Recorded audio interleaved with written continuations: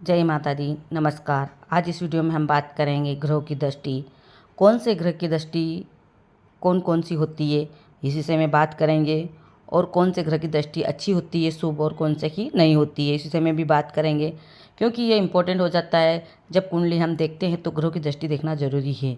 कौन सा ग्रह कहाँ देख रहा है ये जानना भी ज़रूरी होता है। इस वीडियो में हम यही बात करेंगे, ग्रहों की दृष्टि कैसे देखें, ग्रह को कैसे समझें कि कौन से ग्रह की दृष्टि कहाँ पर पड़ रही है, कौन से भाव पर, कौन से ग्रह पर। इस विषय में हम इस वीडियो में बात करेंगे। अगर आप कुंडली विश्लेषण करवाना चाहते हैं, अपनी कुंडली दिखवाना है तो आप इसी नंबर पर संपर्क कर सकते हैं। 7354760200 व्हाट्सअप नंबर है, इस पर संपर्क कर सकते हैं। आप अपना कुंडली डाल सकते हैं या डिटेल डाल सकते हैं, जन्म तारीख, समय, स्थान। वास्तु संबंधी जानकारी चाहिए, घर का नक्शा दे सकते हो व्हाट्सएप पे, और मैप देकर आप जानकारी ले सकते हैं वास्तु संबंधी भी। इस नंबर पर आप संपर्क कर सकते हैं। अब हम बात करेंगे ग्रहों की दृष्टि की। सूर्य, चंद्रमा, मंगल, बुध, गुरु, शुक्र, शनि, राहु, केतु। इसे राहु केतु की कम ही मानते हैं दृष्टि को, फिर भी इनको गिनते हैं। सब ग्रहों की दृष्टि के बारे में हम बात करेंगे इस विषय में। वीडियो पूरी देखना, इम्पोर्टेंट है ग्रहों की दृष्टि देखना। सबसे पहले बात करेंगे सूर्य की। सूर्य की 7वीं दृष्टि होती है। सूर्य जहाँ बैठता है वहाँ 7वें स्थान को देखता है। जैसे कि सूर्य यहाँ पर बैठे हैं, तो ये 7वें घर को देख रहे हैं। यहाँ पर बैठेंगे दूसरे घर में तो यहाँ पर दृष्टि आएगी 8वें घर पर। ऐसे काउंटिंग कर सकते हैं, 1 2 3 4 5 6 7 यहाँ पर दृष्टि डालेंगे। अगर सूर्य यहाँ पर बैठे हैं 1 2 3 4 5 6 7 8 9वें घर पर, अष्टम घर पे दृष्टि होगी 8वें भाव पे।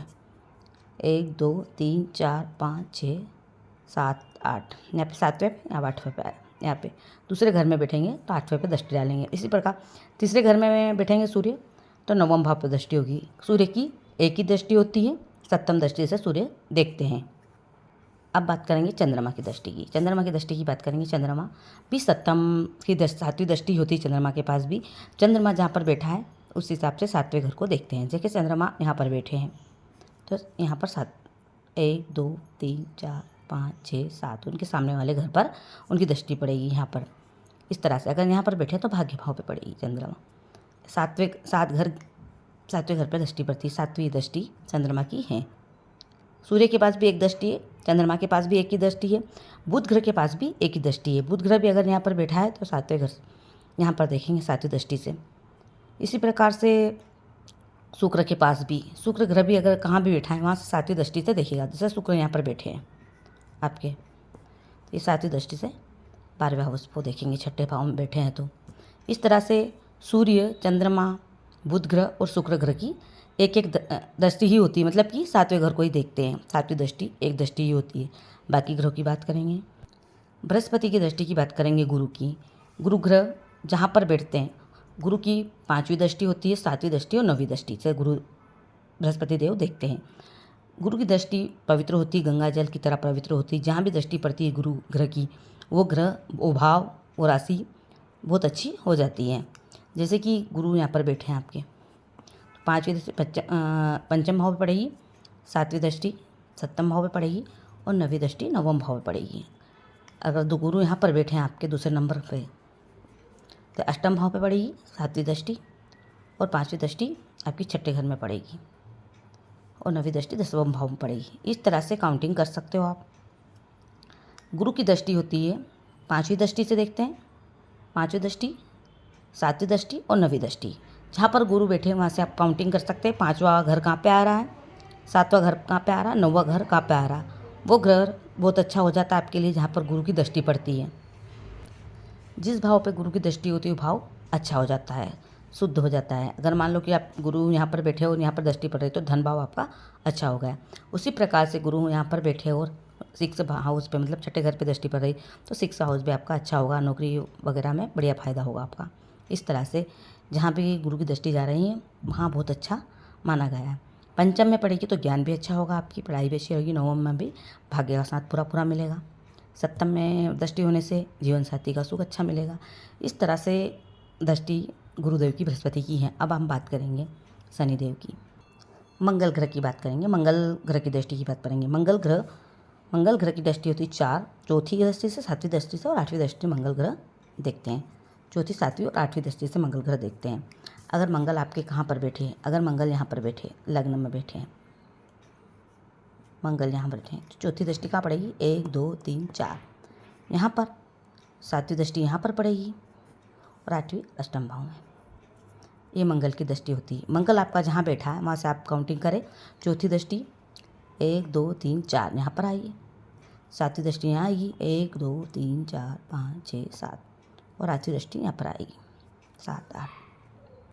इस तरह से मंगल की दृष्टि होती है। मंगल ग्रह की दृष्टि चौथी दृष्टि, 7वीं और 8वीं दृष्टि से मंगल देखते हैं हर भाव को। मंगल ग्रह आपकी कुंडली में कैसा है उस हिसाब से दृष्टि को देखते हैं हम, किस भाव पर दृष्टि जा रही है। अगर मंगल अच्छा है तो कोई बात नहीं, मंगल आपकी कारक नहीं है आपकी कुंडली में और दृष्टि डाल रहा है तो उस भाव से आपको नुकसान हो सकता है, परेशानी आ सकती है, वो देखना पड़ेगा। आज हम दृष्टि की बात कर रहे हैं, आगे वीडियो में हम समझेंगे इन सारी चीज़ों को। मंगल की दृष्टि को हमने समझा है। चौथी दृष्टि होती है 7वीं और 8वीं, इस तरह से दृष्टि डालते हैं। अगर मंगल आपके यहाँ पर बैठे हैं मंगल, तो जिससे मंगल यहाँ पर बैठे हैं 1 2 3 4 यहाँ पर चौथी दृष्टि, 5 6 7 यहाँ पर 7वीं दृष्टि और यहाँ पर 8वीं दृष्टि। इस तरह से चौथी दृष्टि ज़्यादा प्रभावशाली होती है और चौथी के बाद 8वीं 7वीं भी होती है। ये देखना पड़ेगा कि मंगल कुंडली में कारक है, मंगल कहाँ पे बैठा है, ये चीज़ें भी इम्पोर्टेंट होती हैं। इस तरह से हम दृष्टि को समझेंगे। ये मंगल की दृष्टि को समझा, अब हम शनि की दृष्टि को समझेंगे। शनि देव की दृष्टि होती है 3री दृष्टि, 7वीं दृष्टि और 10वीं दृष्टि।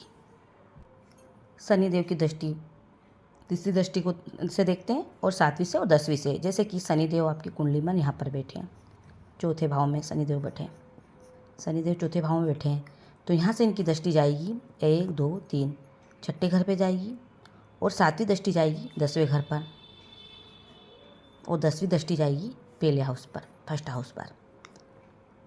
1 2 3 तीसरी दृष्टि यहाँ पर आई, 4 5 6 7 7वीं दृष्टि यहाँ पर आई, 8 9 10 10वीं दृष्टि पहले हाउस पर। इस तरह से शनि की दृष्टि होती है। शनिदेव 3री दृष्टि, 7वीं दृष्टि और 10वीं दृष्टि से देखते हैं। शनिदेव की दृष्टि अच्छी नहीं मानी गई है। जहाँ पर वो दृष्टि डालते हैं उस भाव को परेशान करते हैं, जहाँ पर उनकी दृष्टि जाती है वो भाव परेशान हो जाता है। देखना भी जरूरी है कि कुंडली में शनिदेव कारक है नहीं, ये चीज़ें भी देखना जरूरी होती है। पर शनिदेव जहाँ भी दृष्टि डालते हैं वो भाव परेशानी में आ जाता है। खासकर आपकी दशा चल रही है, महादशा चल रही है, साथ में शनि की 7.5 की ढैया चल रही है, उसमें ज़्यादा परेशानी देखने में आती है। जैसे मान लो शनिदेव यहाँ पर चौथे भाव में बैठे हैं और उनकी दृष्टि पड़ रही है 10वें पहले भाव में, तो इंसान की हेल्थ को प्रॉब्लम दे देते हैं, मोटापा बढ़ाना या हेल्थ इशू कोई भी दे सकते हैं, घर में भी मन नहीं लगना, इस तरह से चिड़चिड़ापन दे देते हैं। यहाँ पर बैठे चौथा घर का तो फ़ायदा कर सकते हैं, पर यहाँ पर बैठने से यहाँ पर दृष्टि डालने से दिक्कत आ सकती है लाइफ में। कर्म भाव में भी उतार चढ़ाव होगा, यहाँ पर कर्म भाव में दृष्टि होगी तो यहाँ 6 हाउस में होगा, तो आप जॉब में होगे वहाँ भी आपको थोड़ी सी बहुत परेशानी देखने में आ सकती है।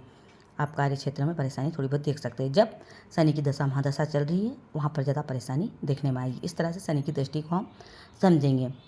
यही शनि की दृष्टि होती है 3री दृष्टि, 7वीं और 10वीं दृष्टि।